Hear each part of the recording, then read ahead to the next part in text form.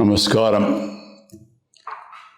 Kamakoti originals நேயர்களுக்கு, அன்பர்களுக்கு இந்த குரியகோஸ் ரங்காவின் பணிவான வணக்கங்கள். இன்றைக்கி நம்ம எடுக்க போகிற டாபிக்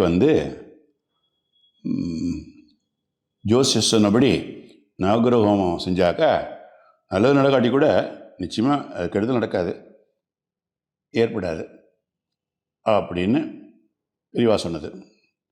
ஒரு பக்தரோட குடும்பத்தில் கஷ்டங்கள் கண்டினியூஸாக வந்துட்டே இருந்தது. அந்த குடும்பத் தலைவர் ஜோசியர்கிட்ட போய் ஜாதகத்தை கொடுத்து விவரம்லாம் கேட்டார்.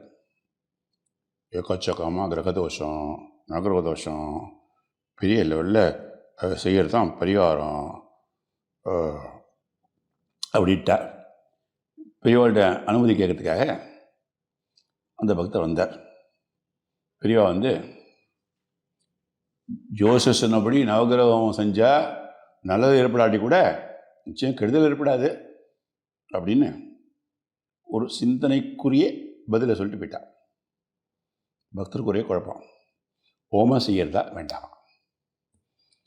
பெரியவாளை மறுபடியும் கேட்கலாம் பார்த்தா பெரியவா அங்கே இருந்தது தானே. பதில் சொன்னோடனே சட்டுன்னு வரவிட்டு போயிட்டார், கடத்த விட்டு போயிட்டார். பக்தருக்கு பெரியவா கைகறி பண்ணுற வாழ்க்கை பெரியவா சரியான முடிவு சொல்லலையே அப்படி புலம்பி நச்சரிச்சுட்டே இருந்தார்.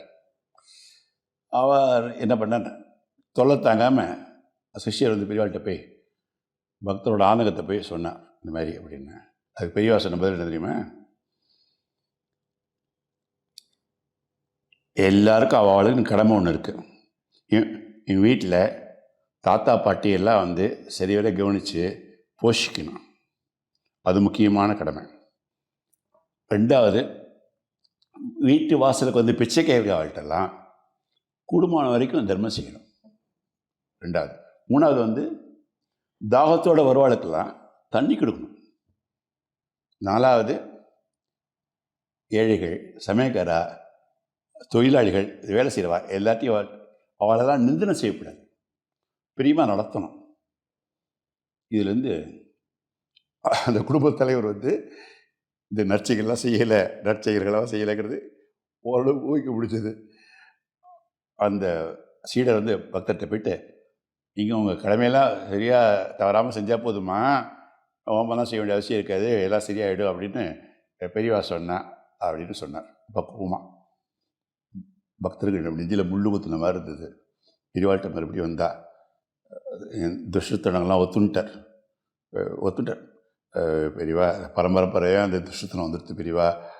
பெரியவா அனுகிரகத்தால் நல்ல வழிக்கு நாங்கள் திரும்பணும், சரணாகதி பண்ணுறேன் அப்படின்னார். அழுதார். பாவம், பெரியவா மனசு உரிப்படுத்து.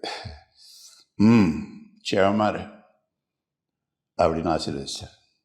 அது சரி, இந்த குடும்பத்தில் பரம்பரையாக அந்த இழிவு குணங்கள்லாம் இருக்குது அப்படிங்கிறது பெரியவாளுக்கு எப்படி தெரியும்? மகா பெரியவா சரணம்.